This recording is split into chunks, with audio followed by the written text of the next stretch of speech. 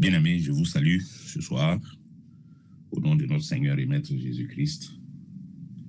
Alors aujourd'hui, nous allons tirer instruction d'une histoire ancienne, une histoire ancienne à laquelle le Seigneur Jésus-Christ lui-même a fait référence à un moment où il s'adressait à ses disciples, en tout cas à ceux qui étaient en face de lui. Cette histoire ancienne, c'est l'histoire de Noé. Il a fait référence au jour de Noé.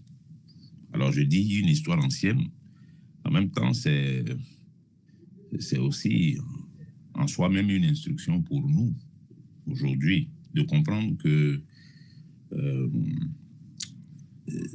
faire référence au passé comporte de la sagesse. Dans le fait de se référer aux événements passés, aux choses qui se sont déroulées dans le passé, il y a de la sagesse là-dedans parce que le passé peut contenir des indications, des instructions qui nous permettent de mieux aborder le présent et puis mieux nous projeter dans l'avenir.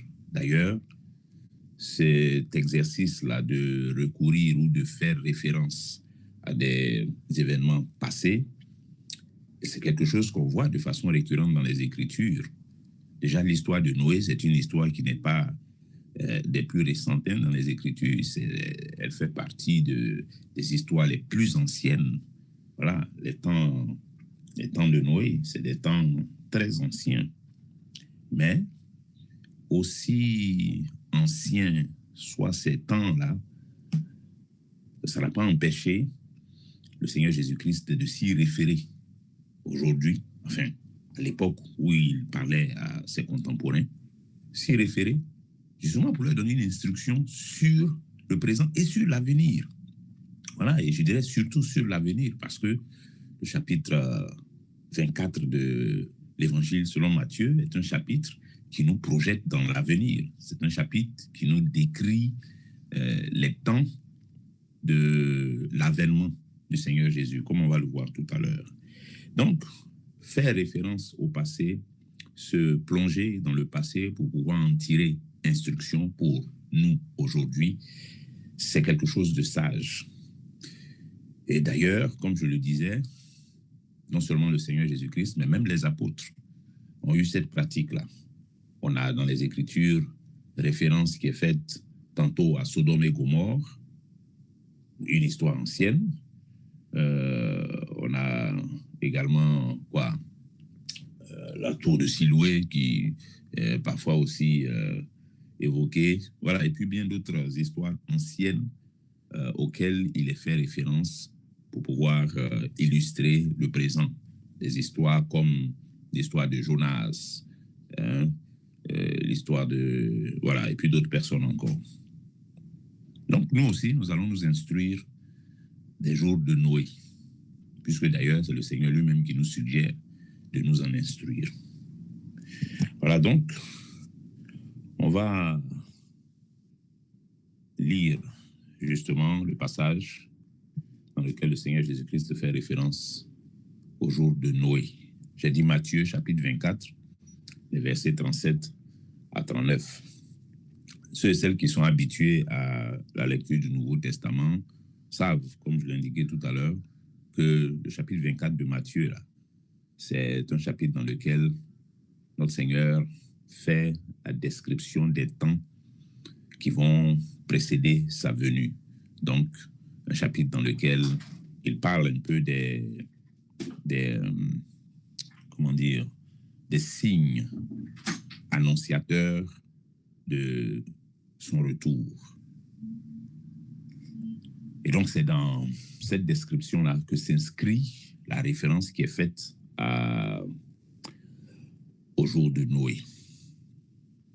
Donc, nous également, on va s'en instruire. Matthieu chapitre 24, les versets 37 à 39. Voilà, je fais la lecture. Ce qui arriva du temps de Noé arrivera de même à l'avènement du Fils de l'homme. Car, dans les jours qui précédèrent le déluge, les hommes mangeaient et buvaient, se mariaient et mariaient leurs enfants, jusqu'au jour où Noé entra dans l'arche. Et ils ne se doutèrent de rien, jusqu'à ce que le déluge vint et les emporta tous. Il en sera de même à l'avènement du Fils de l'homme. Voilà, comme je le disais, on voit au verset 39 comment ce passage se termine. Il en sera de même à l'avènement du Fils de l'homme. Ça, c'est une indication claire que le Seigneur, le contexte dans lequel il intervient ici, dans lequel il fait référence au jour de Noé, c'est celui de la description des temps de son avènement. Bon, dans ce passage, dans ce passage que nous avons lu là et qui sera notre passage de référence, on voit, disons que j'ai retenu principalement deux types d'instructions que je veux partager avec vous. Deux types d'instructions. Premièrement, quand on lit ce passage, on comprend clairement l'idée d'une destruction imminente. D'accord? Ici, la façon dont le Seigneur Jésus-Christ présente sa pensée dans ce passage, on comprend clairement l'idée d'une destruction imminente. Bien entendu, il s'agit d'une destruction de jugement. Et cette destruction, elle est caractérisée aussi par le fait qu'elle est accompagnée d'un effet de surprise. Ça veut dire qu'elle va surprendre certaines personnes. Donc, destruction de jugement imminente avec effet de surprise.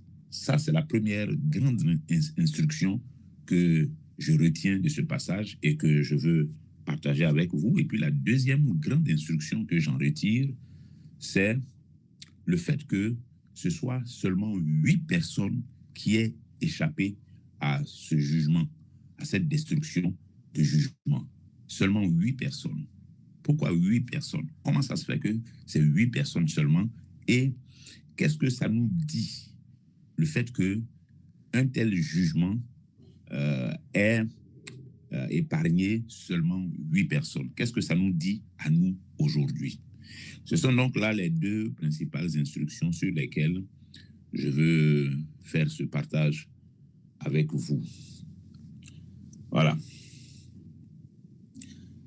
Alors, parlons premièrement de l'idée forte de l'imminence d'un jugement ou d'une destruction de jugement accompagnée d'un effet de surprise. C'est la description de la situation qui a prévalu dans les jours de Noé. Au jour de Noé, c'est comme ça que ça s'est passé. Tel que le Seigneur le décrit. Il dit qu'au verset 38, on va commencer par le verset 37, il dit ce qui arriva du temps de Noé arrivera de même à l'avènement du Fils de l'homme. Ça veut dire la façon dont ça s'est passé au temps de Noé, là, ça va se passer comme ça aussi à l'avènement du Fils de l'homme. Maintenant, comment ça s'est passé au temps de Noé? Au temps de Noé, il y a eu une destruction de jugement qui s'est produite, que Dieu a opérée, une destruction de jugement. Et cette destruction-là, elle a surpris certaines personnes. Le Seigneur Jésus dit que ça va se passer de la même façon encore lors de son avènement. Alors quand je dis ces choses-là, c'est vrai que d'habitude, le message concernant le retour du Seigneur en comparaison avec les jours de Noé, avec le déluge qui a eu lieu, on a pour réflexe de considérer ça comme un message qui s'adresse aux inconvertis. Bon, oui, dans une certaine mesure, bien sûr, c'est un message, le message du retour du Seigneur, c'est un message qui s'adresse aussi aux inconvertis. Mais j'aimerais nous faire remarquer que c'est un message ici, dans le contexte, que le Seigneur a adressé non pas à des inconvertis, à ses propres disciples. Parce que quand on lit les premiers versets de Matthieu 24. Comment ça commence? Il est dit, et les disciples, au sortir du temple, s'approchèrent de Jésus et lui posèrent cette question. Dis-nous, Seigneur, quand ces choses arriveront-ils et quel sera le signe de ton avènement? Et c'est en réponse à cette question de ses disciples que le Seigneur déroule tout ce qu'on a dans Matthieu 24. Que personne ne vous séduise, prenez garde que personne ne vous séduise, il y aura de faux Christ et de faux prophètes, etc., etc. Donc, dans Matthieu 24, là, les premiers interlocuteurs à qui Jésus s'adresse, ce sont ses disciples. Ce n'est pas des inconvertis, ce n'est pas aux foules, c'est à ses disciples même qu'il s'adresse. Ça veut dire que c'est un message qui nous concerne aussi. J'allais dire même qui nous concerne premièrement. La question du retour du Seigneur Jésus. Et d'ailleurs, le Seigneur Jésus est en train de dire ces choses-là à ses disciples afin qu'ils ne soient point surpris. Voilà. Donc, il leur donne ces informations concernant les temps de son avènement afin que ses disciples ne soient pas surpris. Donc, c'est un message qui concerne les disciples du Seigneur Jésus-Christ. Et vous voyez, la vie telle qu'elle se déroulait au temps de Noé. Vous savez d'où vient l'effet de surprise? Bon, déjà, on a compris que l'imminence d'un jugement, d'une destruction de jugement, tel qu'il y en a eu au temps de Noé, est également annoncée pour notre temps. Ce jugement-là, il est certain, il aura lieu. Le Seigneur Jésus-Christ l'a annoncé et le message du jugement dernier est un message qui se trouve au cœur même de l'évangile, au cœur du message que Jésus-Christ est venu apporter, exhortant les hommes à fuir la colère à venir, exhortant les hommes à se repentir pour ne pas subir le courroux de l'Éternel. Donc, l'imminence d'une destruction de jugement est une réalité également qu'il faut qu'on retienne et qu'on ait à l'esprit en tant que les disciples du Seigneur Jésus-Christ. Bon, maintenant je disais, l'effet de surprise vient où? L'effet de surprise, ça vient du fait que les hommes, exactement comme au jour de Noé, aujourd'hui encore, les hommes vivent leur vie ordinaire, on va dire ça comme ça, ils vivent leur vie normale, selon eux, leur vie normale dans laquelle, eh bien, ils ont ces activités-là qu'il énumère ici. Il dit, au verset 38, que les hommes, dans les jours précédant le déluge, les hommes mangeaient et buvaient, se mariaient et mariaient leurs enfants, jusqu'au jour où Noé entra dans l'arche. Donc, les éléments qu'il décrit ici, qu'il énumère ici pour décrire ce que les hommes faisaient, ce sont des éléments qu'on retrouve aujourd'hui, qui sont vrais pour nous aujourd'hui encore, qui sont pertinents pour nous aujourd'hui, si on veut décrire la vie que les hommes mènent aujourd'hui. Et quand le Seigneur cite ces éléments-là, ce n'est pas exhaustif, ce sont des éléments qu'il cite à titre d'exemple pour dire que les hommes menaient leur vie ordinaire. C'est-à-dire, il n'y avait pas un signe particulier qui indiquait l'imminence d'une destruction de jugement. Il n'y en avait pas. Ce n'est pas comme si le ciel devenait sombre tous les jours et puis des éclairs déchiraient ce ciel sombre-là et puis après ça s'éclaircit et la vie continue. Et puis ce phénomène-là serait l'avertisseur qui dit aux gens, attention, il y a un jugement, il y a une destruction de jugement imminente. Ce n'est pas ça. La vie était normale. Le soleil continuait de se lever à l'est et se coucher à l'ouest. Les gens se levaient, ils partaient au travail, comme il dit là. Ils mangeaient, ils buvaient, et voilà, ils menaient leur vie normale. Chacun suivait ce qu'il estimait être les valeurs qui lui importent plus sur la terre. Chacun avait sa propre conception, sa propre compréhension de sa présence sur terre.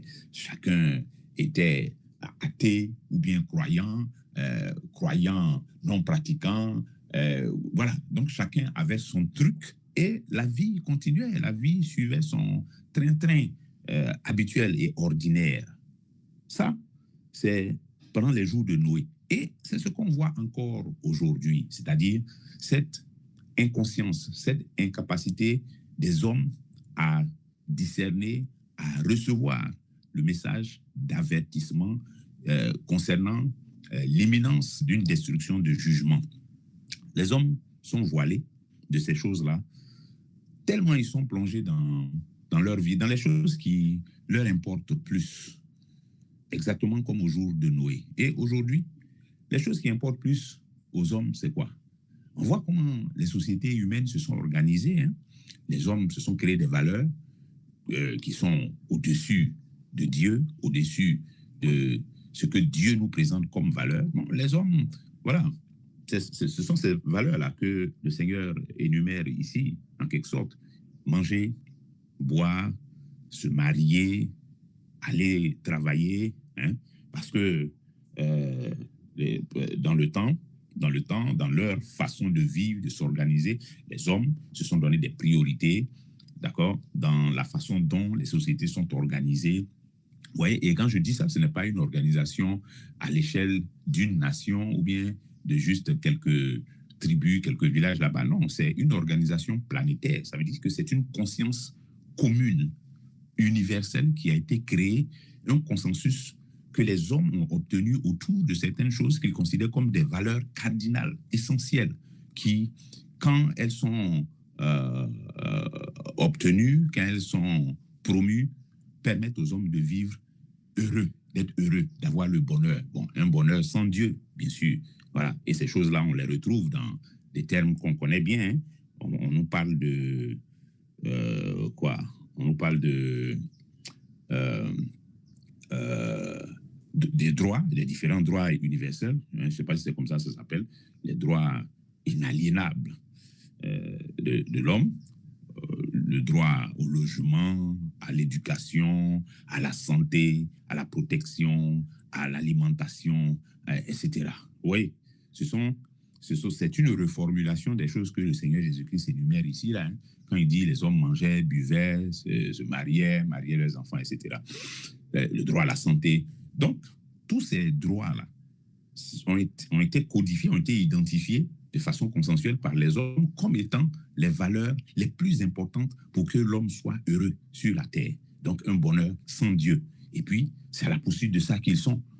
Quand vous voyez les frénésies dans toutes les sociétés, sur toute la terre, dans les pays, là, c'est autour de ces choses-là que la vie des hommes tourne. C'est dans ça que les hommes sont. On se lève le matin, on mange, on va au travail pour produire des richesses. On revient à la maison, on a la famille qui est là. Ceux qui ne sont pas mariés cherchent à se marier. Ceux qui sont mariés, qui en ont marre, cherchent à divorcer, etc. Et puis, bon, c'est le même train. La vie quotidienne qui continue. Et les hommes courent après ces choses-là, oubliant carrément le plus important, c'est-à-dire tout ce qui concerne Dieu et puis l'imminence de cette destruction de jugement. Et c'est ainsi que les hommes ont fonctionné au jour de Noé jusqu'à ce que le déluge vint et les emporta tous. Et malheureusement, c'est un mode de vie qui influence même les chrétiens. Oui, parce que la description que je fais de la vie sur Terre, telle que les hommes l'ont organisée, avec les valeurs qui sont mises en avant, c'est dans ce contexte-là que nous sommes.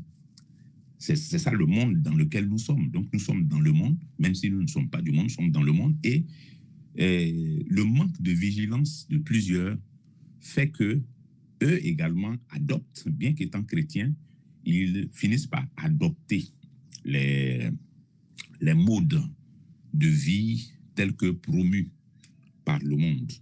Voilà, par les adopter comme étant les modes de vie les plus intéressants, quoi. Comme quelque chose, bon, oui, c'est quelque chose qui est bon, qu'il faut vivre comme ça aussi, même si ce n'est pas, on va dire quoi, à 100 à l'heure, dans la même profondeur que les autres, mais on a ça. Certains peuvent estimer que oui, c'est un mode de vie qu'on peut aussi adopter. Bon, même si on ne le dit pas comme ça, mais dans les faits, reléguer l'avertissement de l'imminence d'une destruction de jugement à un plan inférieur et puis faire d'autres choses la priorité dans sa vie. Malheureusement, c'est un piège dans lequel certains chrétiens même se laissent prendre par les soucis du siècle et les séductions de la vie, comme les Écritures disent. Alors, ici, j'aimerais m'adresser à vous qui m'écoutez là, surtout aux jeunes qui sont en ligne, surtout aux jeunes. Jeunes, quand je dis jeunes dans la foi, mais aussi jeunes en âge. J'aimerais m'adresser à vous principalement, mais pas uniquement. C'est un message qui s'adresse à tous, mais je vais insister sur les jeunes. Alors, notez bien que ce que nous disons ici, là, ça ne signifie pas que quand on devient chrétien, là, il faut aller s'isoler comme un ermite, quelque part sur une montagne, dans la forêt, et puis vivre un peu d'un style à la Jean-Baptiste, se nourrir de miel et de sauterelles sauvages, et puis se vêtir de peau de chèvre. C'est pas ça. C'est pas ce qui nous est demandé. D'accord? C'est pas ce qui nous est demandé en tant que chrétien. Et quand on est chrétien, on n'a pas vocation à devenir un gars bizarre dans le quartier ou bien un désœuvré.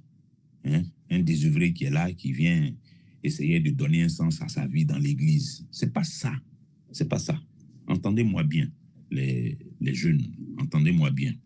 Donc, si tu es jeune, tu es élève, tu es étudiant ou étudiante, c'est-à-dire il faut bien faire ton papier là. Il faut bien faire ce que tu as à faire.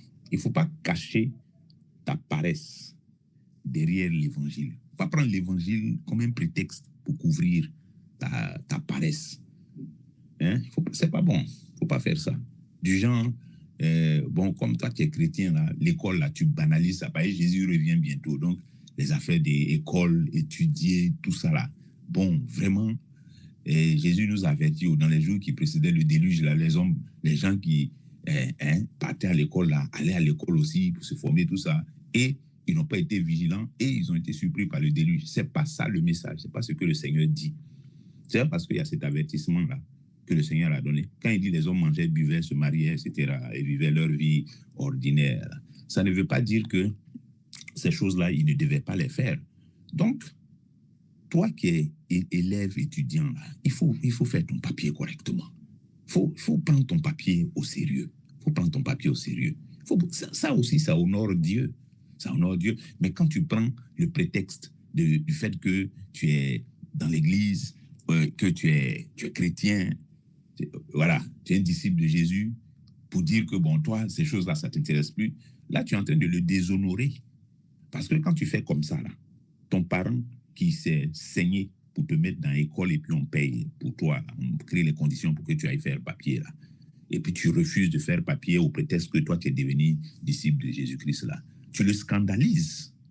Tu le scandalises, ton témoignage est un scandale pour lui. Donc, je t'exhorte, jeune, élève, étudiant, à bien faire ton papier. Il ne faut pas prendre le prétexte du retour de Jésus, du message de l'évangile, de la vie de l'Église, pour négliger et puis bafouer tes études. Regardez, nous, vos aînés, là, on a fait ce qu'on avait à faire. Moi, j'ai fait mes études jusqu'en maîtrise. Notre frère Sandé qui est là, il a fait l'INHP de Yamoussoukro. Et il y en a plusieurs ici pour lesquels je ne sais pas, je ne connais pas les profils académiques et ou professionnels, mais il y en a. Donc, je vous en prie, faites bien votre papier, là. Attrapez ça bien. Ça honore Dieu aussi. Ça honore Dieu aussi. Et c'est une façon aussi d'honorer vos parents. Comme les Écritures disent là, honore ton père et ta mère. Il y a ça dedans aussi. Voilà. Donc, et puis d'ailleurs, le Dieu que nous servons, que nous adorons là, il n'aime pas les paresseux. Hein. Il n'aime pas la paresse, il n'aime pas la négligence. Donc, il faut sortir de ça. Ces faussetés, ces fausses mentalités, ces faux prétextes-là. On se cache derrière l'évangile alors qu'on est un gros paresseux, une grosse paresseuse. Et Voilà, on préfère aller, aller faire autre chose que de passer par cet effort-là. Il ne faut pas se créer des fausses afflictions et puis chercher maintenant une consolation dans le Seigneur. Il ne va pas te consoler. Ce n'est pas lui qui t'a emmené dans ça. Donc, fais bien ton papier. Voilà. Et puis aussi, si nous sommes en train de dire toutes ces choses-là, ça ne veut pas dire que, bon, on va aller, voilà, faites vos études pour aller posséder les sphères d'influence de la société. Non, ce n'est pas de ça il s'agit. Je sais que c'est un faux évangile que des gens prêchent, mais ce n'est pas de ça qu'il s'agit. Il ne s'agit pas, le Seigneur n'a pas dit on qu'à aller prendre possession, contrôle de la terre. Ce n'est pas ça. Ce n'est pas notre vocation, ça. Mais faites ton papier correctement. Faites tes études correctement. Et puis, contente-toi de la part que Dieu te réserve. Bon, à l'issue dans tes études, à l'issue de tes études, dans ta carrière professionnelle, contente-toi de la part qui t'est réservée par Dieu d'une façon ou d'une autre. Voilà, c'est de ça qu'il est question. Et puis, également, les jeunes qui travaillent, il faut faire en sorte aussi de ne pas prendre le prétexte de l'évangile pour bâcler votre travail. Non, c'est pas, ça dit, il n'y a pas de logique dedans à dire que comme on est chrétien, donc on va se relâcher dans le travail. Une fois encore, Dieu n'aime pas ceux qui se relâchent dans le travail, ceux qui sont paresseux, qui sont négligents. Donc, toi aussi qui travailles là, il faut faire ton travail sérieusement parce que ça aussi, ça honore Dieu. Maintenant, les Écritures même nous disent, hein, vous qui ne travaillez pas là, cherchez-vous. Vous qui ne travaillez pas là, allez chercher travail. Allez chercher travail. Vous ne pas rester là, vous êtes assis, vous ne faites rien, vous avez des diplômes, vous êtes assis là-dessus, vous avez des compétences, vous êtes assis, vous n'en parlez pas. La paresse là vous gangrène tellement que vous préférez rester assis là. Et puis, bon, vous dites que vous ne travaillez pas parce que les gens, ils ont mis leur tête dans le travail au jour de Noé là, jusqu'à le déluge est venu les surprendre parce qu'ils étaient absorbés par leur travail, ils étaient absorbés par la recherche de l'argent et tout ça, et le déluge les a surpris. Bon, d'accord. Donc, nous tous, on va aller s'asseoir alors. Nous tous, on va aller s'asseoir. Maintenant, qui va nourrir qui? Quand toi, tu dis que tu attends le retour du Seigneur, donc tu ne travailles pas. Il ne faut pas, le travail va te distraire, et puis ça va le retour du Seigneur va te surprendre là. Qui n'a qu'à te nourrir maintenant? Qui n'a qu'à te nourrir? Qui n'a qu'à aller travailler maintenant pour te nourrir, pour être distrait par le travail? Et puis lui, il va être surpris par le retour du Seigneur. Non, c'est une fausse compréhension. C'est un faux raisonnement qu'il faut abandonner. Lisons 2 Thessaloniciens chapitre 3, les versets 10 à 12. Car lorsque nous étions chez vous, nous vous disions expressément, si quelqu'un ne veut pas travailler, qu'il ne mange pas non plus. Nous apprenons cependant qu'il y a parmi vous quelques-uns qui vivent dans le désordre, qui ne travaillent pas, mais qui s'occupent de futilité. Nous invitons ces gens-là et nous les exhortons par le Seigneur Jésus-Christ à manger de leur propre pain en travaillant paisiblement. Voilà. Donc, je répète que ceux qui ne travaillent pas là n'ont qu'à aller chercher travail. Il faut aller chercher du travail. Et je dis bien chercher. Faut pas cacher votre paresse derrière l'évangile. Allez chercher, allez sur Internet, allez chercher de bouche à oreille, demandez, renseignez-vous, parlez, on est là. Peut-être tu as ton petit projet que tu veux engager, tu n'as pas les sous. Bon, parle aux frères, on va voir comment on s'organise pour t'aider, tout ça. Il y a des petits projets. C'est pas venir à un projet de 2 millions, 3 millions, on n'a pas 2 millions. Un truc de 100 000, de 60 000 là. Prépare un truc, on va t'aider là-dedans, on va voir comment on va avancer dans ces choses-là. Donc, il faut chercher. Cherchez-vous. Pardonnez, cherchez-vous. Ne restez pas comme ça, désœuvrés là. Ce n'est pas bon. C'est pas bon. Voilà. C'est pas bon du tout. Il faut faire. Il y en a aussi qui prennent prétexte, comme j'ai dit là, on prend prétexte de l'évangile, hein, prétexte du message du retour de Jésus pour faire n'importe quoi. Il y en a qui vont prendre prétexte de que moi, Dieu m'a appelé à son œuvre. Dieu m'a appelé, le Seigneur revient bientôt, il faut que je fasse l'œuvre de Dieu. Il m'a appelé à plein temps, donc je m'avais fait le travail de Dieu là à plein temps. Et puis, bon, et donc il ne travaille plus. Et puis il est là. Il t'a pas appelé, s'il ne t'a pas appelé à plein temps, il faut rester tranquille. Reste tranquille. Ce n'est pas la course. Reste tranquille. Va travailler, va chercher travail là. Tu as fait, on travaille et puis on sert Dieu aussi. Voilà. Et puis, il y a aussi les jeunes qui veulent se marier. Ouais, le Seigneur Jésus, si ça, il dit les hommes mangeaient, buvaient, se mariaient. D'accord? Donc, se marier, c'est pas parce qu'il a cité se marier là que on a dit que, moi, vraiment, moi, afin de mariage là, bon, cela dit, ce n'est pas une contrainte hein, de se marier nécessairement, mais si tu veux te marier, marie-toi. Et si tu peux te marier aussi, marie-toi. Parce que c'est aussi cela. Il ne s'agit pas seulement de vouloir, mais aussi d'être en capacité de se marier. Voilà. Et voilà. Et que ceux qui sont mariés fassent leurs enfants. Hein, fassent leurs enfants. On peut avoir, si tu as un problème d'enfantement là, on peut prier pour toi. On peut prier pour toi. Tout ça, ça est dedans. J'ai dit dans ce que le Seigneur fait pour nous aussi. Hein? Tout ça, ça est dedans. On peut prier. Tu as un problème d'enfantement, on va prier pour toi. Dieu va te faire grâce. On a des exemples dans les Écritures. Hein? Samuel, c'est la prière de sa maman Anne qui nous l'a donné. Voilà. Il y a quoi? Élie a prié aussi pour une femme là qui ne faisait pas d'enfant. Et puis elle a eu un fils. Donc, oui, on peut prier comme ça. Ça est dans les grâces que Dieu nous fait aussi. Mais, ce qu'il faut comprendre par ce que le Seigneur dit ici, là, c'est que toutes ces choses-là ne doivent pas nous faire oublier l'Éternel et son œuvre. C'est ça qui est important. Que toutes ces choses ne nous fassent pas oublier que tout ça passera. Ce sont des choses qui passeront. Hein. Et donc, il ne faut pas en faire le centre de sa vie, de toutes ces choses-là. Donc, toutes ces choses doivent nous rapprocher du Seigneur et non pas nous éloigner de lui. C'est ça l'esprit dans lequel il faut les aborder. Parce que ce que Jésus reproche à ces personnes-là au jour de Noé, c'est le fait que ces éléments qu'il cite, manger, boire, se marier, marier leurs enfants, ces choses-là, c'est dedans qu'ils se sont enfermés au point où ça leur a voilé le message de leur salut. Voilà. Ils se sont laissés voiler ce message-là par d'autres choses, ces éléments-là, qu'ils ont pris comme une priorité.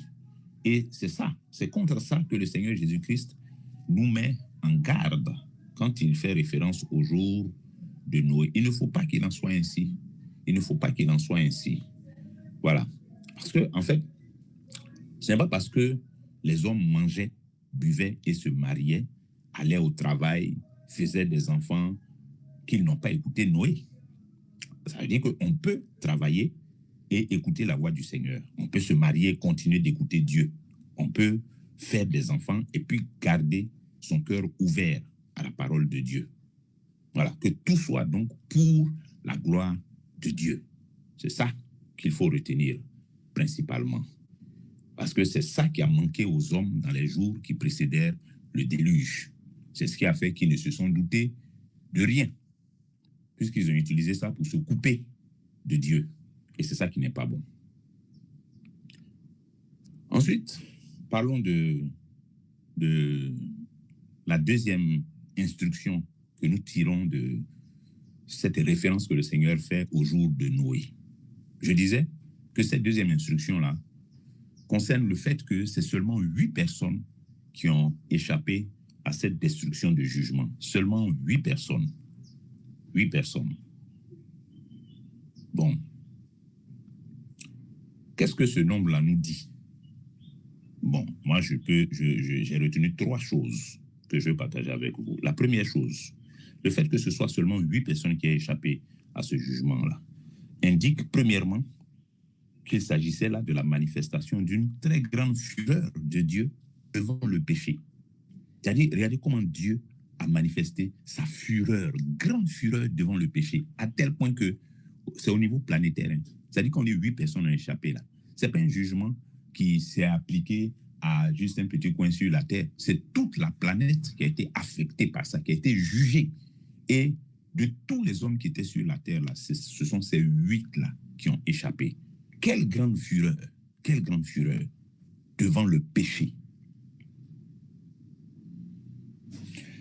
La deuxième information que ça nous donne, on va voir ça en détail tout à l'heure, la deuxième information, le fait qu'on ait, la deuxième instruction qu'on tire du fait que c'est seulement 8 personnes qui ont échappé à ce jugement, c'est que la justice de Dieu est une justice rigoureuse, sans favoritisme. Et la troisième instruction qu'on en tire, c'est que le salut s'obtient par la foi et l'obéissance à la parole. La foi plus l'obéissance à la parole. Alors voyons la première instruction. La grande fureur de Dieu devant le péché, qui donne comme résultat seulement 8 personnes sauvées sur toute la terre à l'issue de ce jugement. Lisons 1 Pierre chapitre 3, le verset 20. Qui autrefois avait été incrédule lorsque la patience de Dieu se prolongeait au jour de Noé, pendant la construction de l'arche, dans laquelle un petit nombre de personnes, c'est-à-dire 8, furent sauvées de l'eau, à travers l'eau. Et cette expression est intéressante. Il dit, la patience de Dieu se prolongeait au jour de Noé, pendant la construction de l'arche. Vous voyez, l'idée de la patience de Dieu, elle est intéressante parce que en dépit de cette patience-là, je vais en venir à la patience tout à l'heure, mais en dépit de cette patience, on note que c'est seulement 8 qui ont échappé, en dépit du fait que Dieu a manifesté sa patience pendant la construction de l'arche. C'est seulement, en fin de compte, 8 personnes qui ont été sauvées. Mais ça montre à quel point Dieu en voulait au péché. À quel point Dieu en voulait au péché. Et je dis, c'est un jugement qui manifeste la grande fureur de Dieu devant le péché pour nous faire comprendre quelle est la posture de Dieu.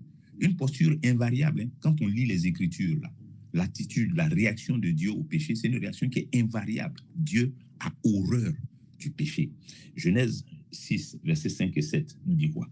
L'Éternel vit que la méchanceté des hommes était grande sur la terre et que toutes les pensées de leur cœur se portaient chaque jour uniquement vers le mal.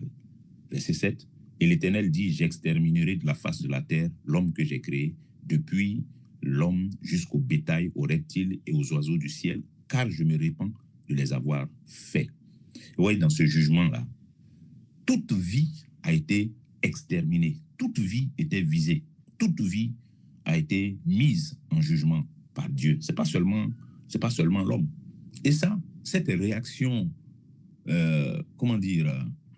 cette réaction de Dieu avec grande fureur, c'est une réaction qui est due au péché et à l'ampleur que le péché avait pris sur la terre. Donc, la réaction que le Seigneur, notre Dieu, a face au péché. Regardez, c'est un jugement que Dieu n'a pas limité aux hommes, mais il a étendu ce jugement-là même aux animaux. Même aux animaux. Alors, bien sûr, quand il étend le jugement aux animaux, ce n'est pas des animaux qu'il attend qu'ils réagissent pour dire « Ah, vraiment, de toute façon, Dieu a jugé et a exterminé nos amis animaux comme nous qui sont restés dans l'eau là. Vraiment, quand nous on va sortir de l'arche là, il faut qu'on redresse nos voix. C'est pas aux animaux de faire ça, ils n'ont pas de conscience pour ça. Mais quand Dieu étend son jugement aux animaux de cette façon-là, c'est pour que l'homme qui est doué de conscience là, puisse lui avoir ce raisonnement-là pour dire que si Dieu ne s'est pas contenté de châtier les hommes, mais qu'il a étendu même l'exercice de sa colère sur les animaux, mais ça veut dire que nous, il faut qu'on sache se tenir tranquille une fois qu'on sera sorti de cette affaire. C'est cela le message et l'intention aussi du Seigneur à travers un jugement d'une telle ampleur. Mais ce qu'il faut retenir, dans un premier temps, c'est que Dieu a horreur du péché. Il a en horreur le péché. Alors ça me ramène à une expression qu'on a dans Romains chapitre 12, au verset 9, où il est dit que la charité soit sans hypocrisie, ayez le mal en horreur, attachez-vous fortement au bien. Bien-aimés, on n'a qu'à avoir le mal en horreur. Ayons le mal en horreur. Tout comme Dieu, notre Père, manifeste l'horreur que le péché lui inspire, lui provoque. Ayons le mal en horreur. Vous voyez, quand Paul, on connaît Paul, hein, un homme instruit, quand il dit ces choses-là de façon aussi forte, avec les mots qu'il utilise, ce n'est pas pour dire autre chose, c'est pour dire ce que ces mots-là signifient. Paul aurait pu dire « détournez-vous du péché » ou bien « abandonnez le péché », mais il a dit « ayez le mal en horreur ». C'est une façon très forte de l'exprimer, hein.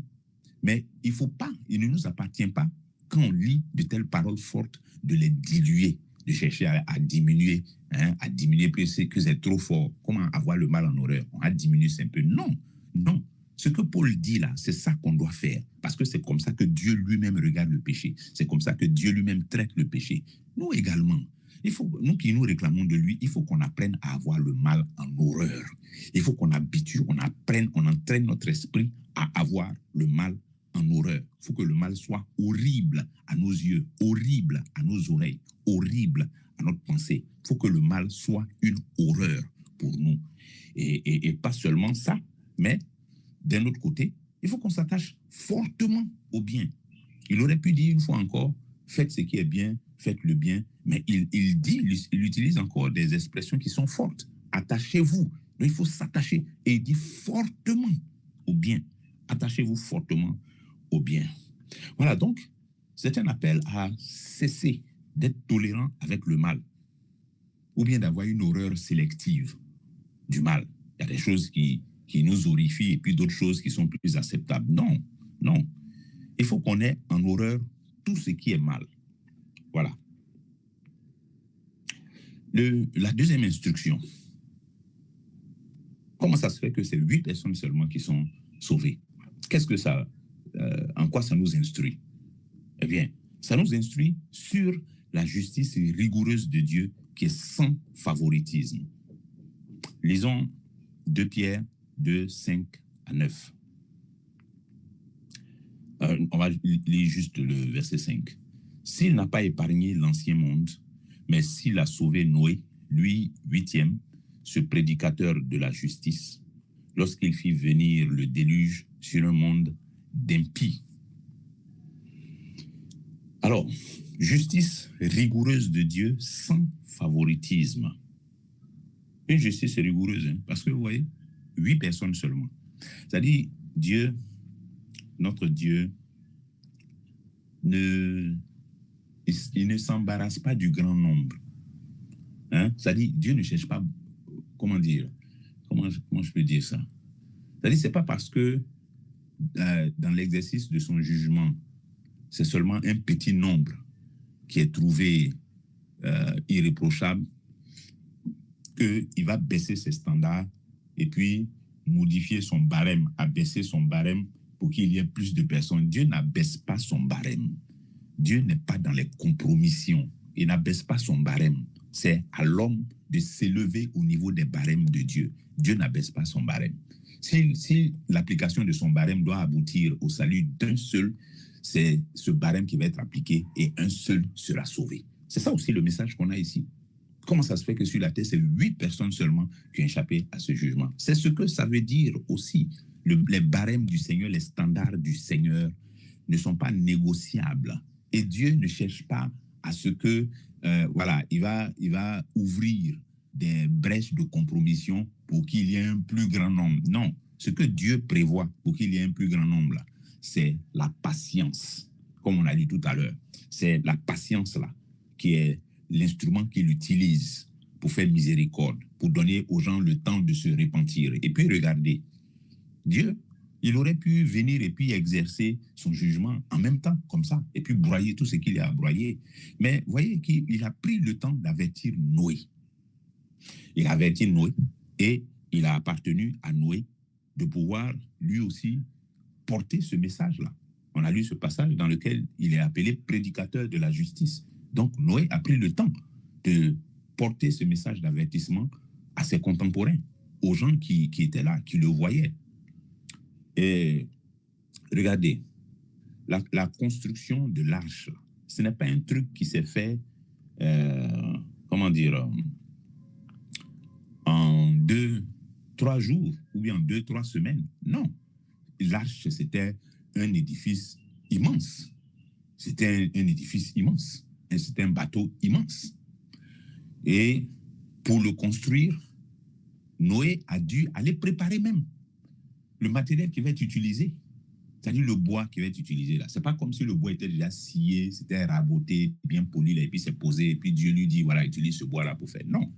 C'était les arbres qui étaient encore debout, que Noé devait aller abattre, qu'il devait travailler, mettre en forme.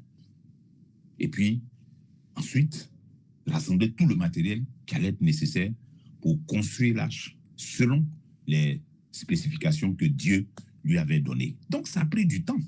Et préparer le bois, assembler tout ça, et puis ensuite faire monter tous ces couples d'animaux là que Dieu lui a indiqué. Non, ce n'est pas une affaire de 2-3 jours ou bien de 2-3 mois. Ça a pris du temps. Et le passage qu'on a lu tout à l'heure dit, hein, on le relit, il dit 1 Pierre 3, 20, qui autrefois avait été incrédule lorsque la patience de Dieu se prolongeait au jour de Noé pendant la construction de l'arche. Voilà. Donc, le temps de construction de l'arche, c'est un temps pendant lequel Dieu a exercé sa patience. Et c'est comme ça, là. C'est comme ça que Dieu fait pour qu'il y ait de plus en plus de personnes qui échappent à son jugement. Donc, c'est la patience qu'il exerce. La patience, c'est une fenêtre qui est ouverte, une opportunité qui est donnée afin que les gens puissent avoir le temps de se repentir. Mais si malgré cette patience-là, les cœurs restent endurcis, le barème de Dieu, le barème qu'il utilise pour juger, c'est un barème qu'il ne descend pas. C'est un barème qu'il n'élargit pas. Ce barème, il est là, et c'est lui qui l'applique. Quitte à ce que un seul ou bien 2 personnes ou 8 personnes seulement soient sauvées. Voilà ce qui est l'instruction qu'on peut tirer de cela. Et puis, cette idée que Dieu ne s'embarrasse pas nécessairement du grand nombre, là, on la retrouve dans les paroles du Seigneur Jésus-Christ lui-même, en Matthieu, chapitre 7, les versets 13 et 14, où il est dit « Entrez par la porte étroite, car large est la porte, spacieux le chemin est le chemin qui mène à la perdition, et il y en a beaucoup qui entrent par là. Mais étroite est la porte, resserrez le chemin qui mène à la vie, et il y en a peu qui les trouvent. » Vous voyez que dans ces paroles encore du Seigneur Jésus-Christ, l'idée, quand on pense au salut tel que Dieu le présente, Dieu en parle, ce n'est pas une affaire de foule, non. Le chemin là, il est étroit, et il y en a peu, il dit bien peu, il y en a peu qui le trouvent. La porte là, elle est resserrée, il y en a peu qui entrent par là, peu. Donc Dieu ne s'embarrasse pas du grand nombre pour le grand nombre. Non. Dieu veut qu'un grand nombre soit sauvé, mais en passant par son filtre, par son barème, en passant par sa justice. Voilà. Si un grand nombre peut passer par sa justice là, pour qu'un grand nombre soit sauvé, alléluia. Mais ce n'est pas une obsession, je vais dire ça comme ça, pour Dieu, qu'il y ait un grand nombre, qu'il y ait un grand nombre. Non, pour Dieu, ce qui importe, c'est que sa parole soit respectée, afin que ces barèmes puissent être appliqués de façon égale, sans favoritisme, sans chercher à arranger quelqu'un ou bien à favoriser un tel ou un tel. La justice de Dieu, elle est rigoureuse et elle est sans favoritisme. Et puis, le troisième et dernier élément, la troisième instruction qu'on tire du fait que seulement 8 personnes aient été sauvées à l'issue de ce jugement planétaire. Lisons Genèse chapitre 7, le verset 7, où il est dit « Et Noé entra dans l'arche avec ses fils, sa femme et les femmes de ses fils pour échapper aux eaux du déluge. » Donc, cette troisième instruction-là, j'avais dit qu'il s'agit du salut par la foi, plus l'obéissance à la parole de Dieu. Ce qu'on vient de lire là nous dit que Noé, ses fils, sa femme et les femmes de ses fils sont entrés dans l'arche pour échapper au déluge. Ils auraient pu dire, oui, Noé, on te croit. Oui, oui, Noé, ce que tu dis là, vraiment, on croit, hein, on croit, on croit. Et puis rester dehors. S'ils n'étaient pas montés dans l'arche, même s'ils avaient cru Noé, d'après eux, ils auraient péri avec ceux qui auraient pris Noé pour un fou, pour un idiot, de croire en ces choses-là. Et leur salut vient du fait qu'ils ont cru la parole que Noé leur a dite et qu'ils ont obéi à ce que l'Éternel a dit. Parce que Dieu a dit à Noé de construire une arche, pas pour la laisser voguer pendant qu'eux seraient dans les eaux. Non. Construire une arche, vous allez monter dedans. Ceux qui seront dedans, là, c'est eux qui seront sauvés. Donc, ceux qui ont eu accès à l'arche, ceux qui ont accepté de monter dans l'arche avec Noé, ont été sauvés. Donc, non seulement ils ont cru ce que Noé a dit, mais ils ont ensuite obéi à la parole que l'Éternel lui avait donnée. Noé, il a pris le temps de parler à certains qui étaient avec lui, on voit ici sa famille, mais également à ceux qui sont dans les campements autour, là, dans les villages qui étaient autour de lui, quelque part là-bas. Bon, Noé, je ne pense pas que ça ait été un homme qui vivait seul comme un ermite, là, non. Il avait certainement des relations communautaires avec d'autres personnes dans son environnement. Et donc, il leur a certainement partagé ce message d'avertissement concernant l'imminence d'une destruction du jugement. Mais peut-être que parmi ceux qui l'ont entendu prêcher ce message de justice, on l'a appelé le prédicateur de la justice. Donc, peut-être que parmi ceux qui l'ont entendu prêcher son message de justice, il y en a qui ont été à un moment donné touchés au point de dire, ah, vraiment, ce que Noé dit là, on dirait que c'est un truc, et moi je le crois, hein, je crois ce que Noé dit, je crois ce qu'il dit. Mais ceux-là, s'ils ne sont pas montés dans l'arche, ça veut dire qu'ils n'ont pas obéi. Même s'ils disent, s'ils prétendent avoir cru, ils n'ont pas obéi. Et quel a été leur sort? Ils ont péri, ils ne font pas partie des 8 là. Ils ne font pas partie des 8. Donc, aussi bien ceux qui prétendent avoir cru, mais qui n'ont pas obéi, que ceux qui n'ont pas cru carrément, eh bien, ils ont tous eu le même sort. Ils ont tous eu le même sort, ils ont tous subi le courroux de Dieu de la même façon. Donc, comprenons que c'est la foi obéissante qui envoie au salut. C'est la foi obéissante qui envoie au salut. À l'instar de ce qu'on a, de l'exemple qu'on a avec Noé et ceux de sa maison. Donc, c'est 8 personnes. Enfin, retenons qu'il nous faut écouter les avertissements du Maître et ne pas nous laisser surprendre. Instruisons-nous donc des jours de Noé. Que Dieu vous bénisse.